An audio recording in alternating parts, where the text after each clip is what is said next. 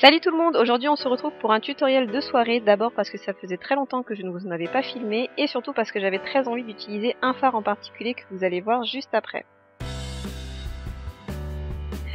On commence comme toujours par appliquer une base. J'ai choisi d'utiliser un fard crème pour pouvoir intensifier la couleur des fards et améliorer leur tenue.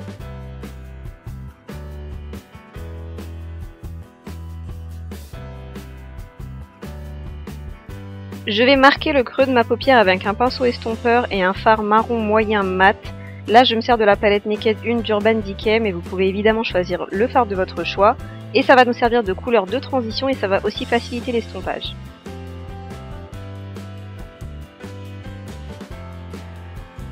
Je place ensuite un fard marron foncé irisé dans le coin interne et dans le coin externe de mon œil en laissant un espace au milieu parce qu'il va y avoir un autre fard à cet endroit là plus tard.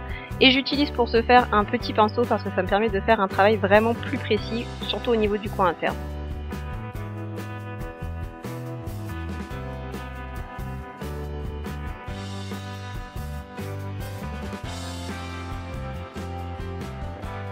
Je reprends mon pinceau estompeur du début et j'estompe la couleur en restant bien dans le creux de la paupière, là où on avait mis le fard marron mat plus tôt. Et surtout je reste au bord de la couleur pour ne pas enlever l'intensité du fard qu'on vient de mettre. Ça reste un maquillage de soirée, donc on veut que ce soit intense.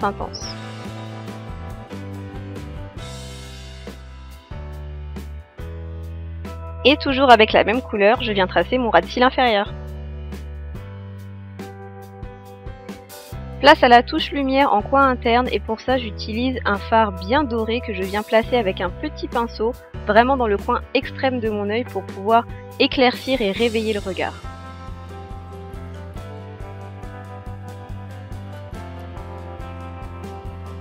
Et maintenant c'est au tour de la star de ce maquillage de rentrer en action. C'est l'une des nouvelles illusions d'ombre de Chanel, c'est la New Moon et elle est somptueuse. Et je la pose au doigt parce que c'est pour moi la plus simple manière d'avoir le maximum d'intensité avec ces fards là. Et je la place là où il n'y avait rien auparavant, c'est-à-dire au centre de la paupière mobile. En revanche faites gaffe parce qu'elle a pas mal de paillettes dedans donc ça risque de faire des chutes. Et ensuite je viens comme toujours estomper parce que c'est la clé de tout, vous le savez maintenant.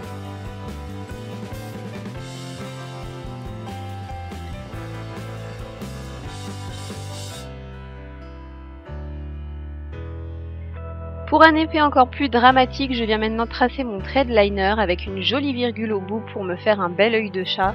Moi j'utilise un eyeliner liquide, mais si vous êtes plus à l'aise avec une autre texture, évidemment vous faites comme vous le sentez.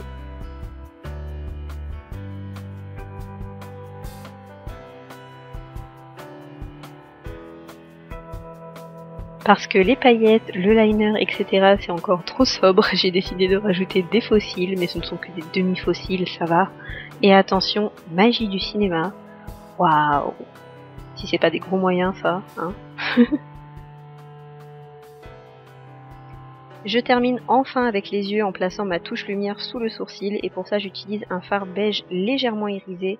D'ailleurs entre parenthèses le fard Virgin que j'utilise ici est sûrement l'un des meilleurs pour cet usage, en tout cas à mon sens.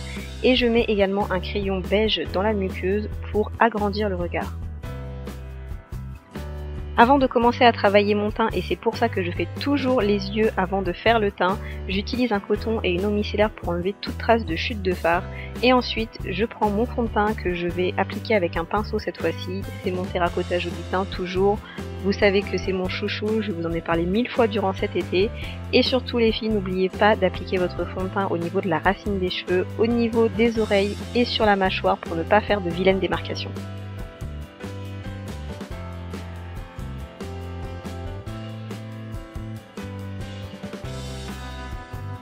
L'anti-cerne, c'est pour moi la touche indispensable pour mettre en valeur un make-up des yeux, particulièrement un maquillage de soirée quand vous avez utilisé des fards foncés, parce que sinon ça vous fait un regard fatigué, donc il faut vraiment éclairer le dessous de l'œil.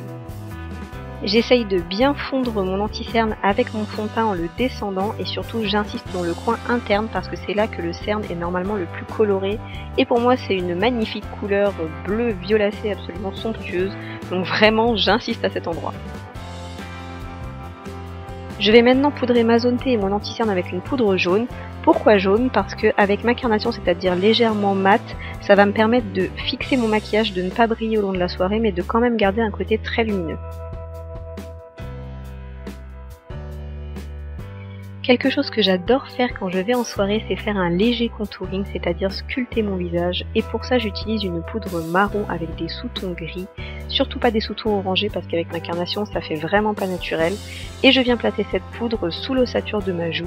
Si vous ne trouvez pas ce creux, faites le poisson et vous allez trouver tout de suite. Et par effet d'optique, ça crée une ombre à cet endroit-là, ce qui vous donne une impression de visage plus affiné et de pommettes plus définies.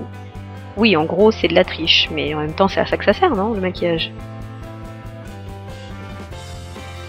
Pour me donner un côté bonne mine ensoleillé pour réchauffer mon teint, j'utilise, et c'est là qu'est toute la différence avec ce que j'ai fait juste avant, des poudres avec des sous-tons chauds, c'est-à-dire des sous-tons orangés. Là, j'utilise deux teintes que je mélange pour avoir la teinte que je veux, mais vous n'êtes évidemment pas obligé d'être aussi psychotique que moi et vous pouvez utiliser une seule poudre, c'est amplement suffisant.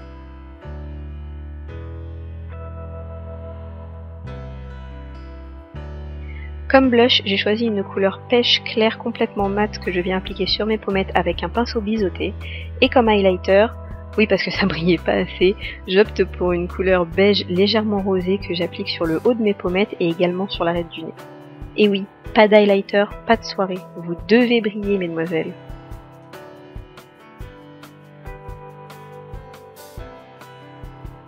On termine avec les lèvres bien sûr si vous n'avez pas encore décroché et j'ai choisi d'utiliser un rouge à lèvres nude avec des sous-tons marrons que j'applique directement au raisin parce que j'ai vraiment pas envie de me prendre la tête.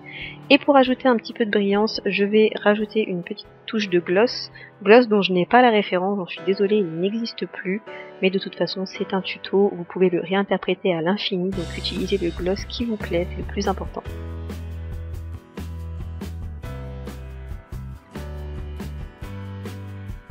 Et voilà le résultat final après m'être complètement ravalé la façade. J'espère que ce look vous plaît, c'était vraiment un prétexte pour vous montrer cette illusion d'ombre en action que je trouve magnifique. J'ai l'impression qu'elle fait le look à elle toute seule et j'espère de tout cœur que je vous ai donné une idée de son rendu réel. N'hésitez pas à me dire ce que vous avez pensé de ce tutoriel en commentaire, à partager et à liker s'il vous a plu évidemment. Je vous fais à tous des millions de bisous et merci encore d'être là. A très bientôt pour une nouvelle vidéo sur ma chaîne. Ciao!